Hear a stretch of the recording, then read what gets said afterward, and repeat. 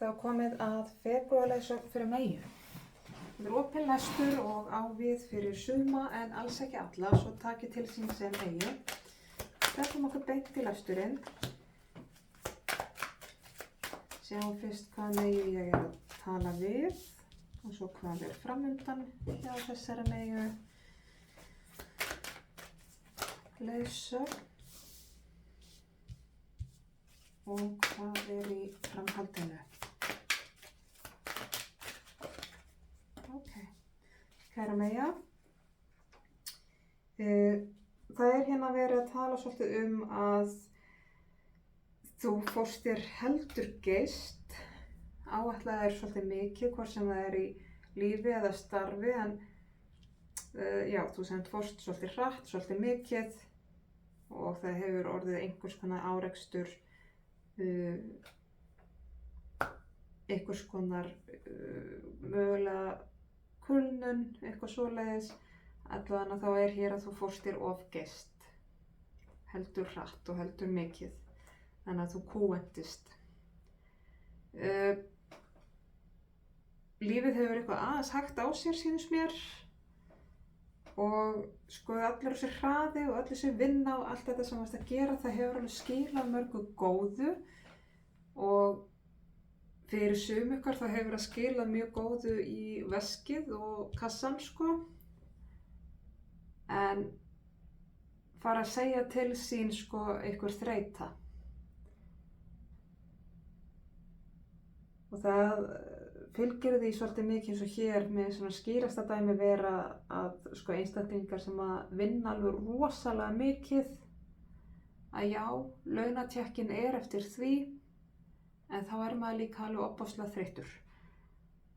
Mér finnst ég vera svolítið mikið að tala um þær Meyjur sem eru búin að vera að vinna alveg rosalega mikið og þó það skili miklu líka að þá er það að fara að segja til sín þreytutollurinn er kominn sko. Þú má samt alveg vera stolt af vinnunni þinni og því sem þú hefur að gera því að það er mjög gjöfult líka fyrir þig persónu þína, allavega svona í flestum tilvikum,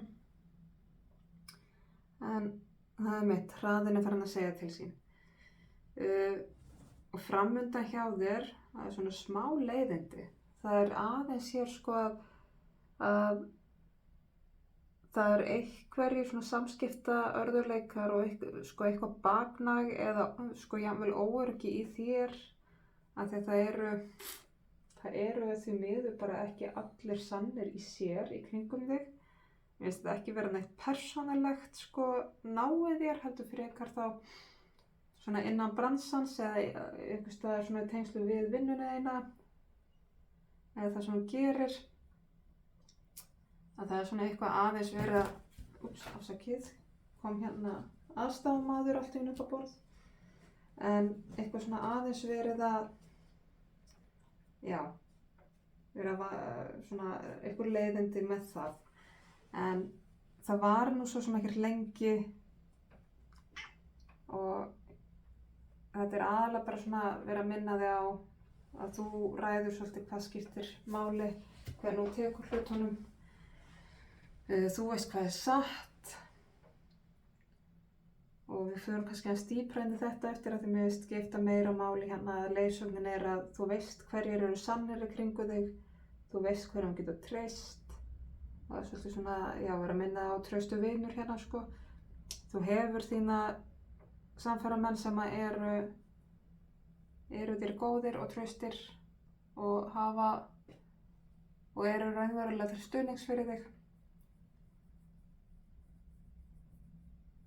En það er klárlega komið tíma á hvíld hérna framundan hjá þér. Þegar það er líka bara það sem að framtíðin segir, það er hvíld. Þetta baknag, það tengist eitthvað aðeins inn á það að þú svona allir aðeins að hægja á, taka aðeins færri verkefni, vera aðeins meira heima. Alveg ótrúlegt hvað fólk þarf endilega að hafa skoðanir á öðrum, en þetta verður svolítið, þú þarf bara að taka svo svolítið sem eins og að skvetta vatn á gæs, þannig að þetta hafi engin áhrif á þig. En eitthvað með þetta með þess að mikið tengjast inn á sko starf, félagastörf, líknarstarf, sjálfboðaliða vinnu jafnvel, þar sem þú hefur verið að leggja rosalega mikið á þig og ert búið að uppskera vel og fyrir vikið þá ertu líka bara vel liðið í því og þá þetta svolítið þessi sem eru öfundsjúkir yfir hvað þú hefur gert mikið og gert vel, að það eru þeir sem eru öfundsjúkir sem að sjá einhverja ástæðu til þess að fara að baknaga þig fyrir að sækja þér hvíldina eftir alla þessa vinnu, sko. Ætla að reyna að snúa því eitthvað upp á þig. En það náttúrulega bara alveg fáránlegt og eins og því, þú verður að taka því líka sem slíku að þetta sé fáránlegt. Það verður þá vera bara svona eins og skvetta vatn á gæs. Við skulum fá smá innsýn, auka innsýn hér.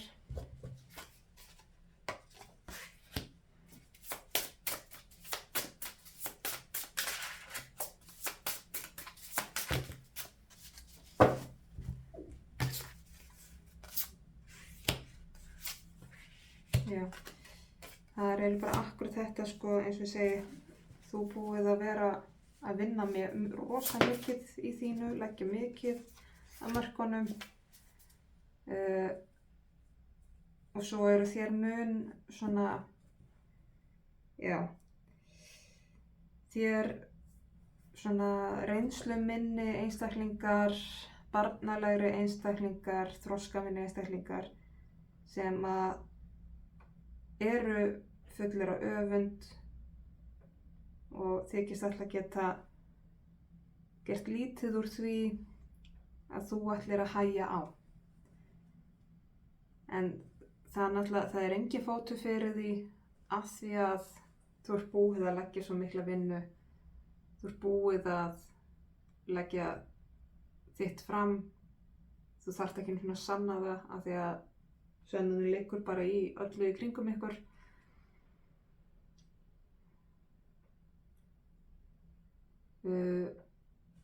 Þú veist hverjum þú getur treyst, þú átt rosalega góða vini og góða samstarfsmenn eða samferðafólk. Það eru mjög traustir aðilar í kringum þig sem að standa með þér og verja þig líka.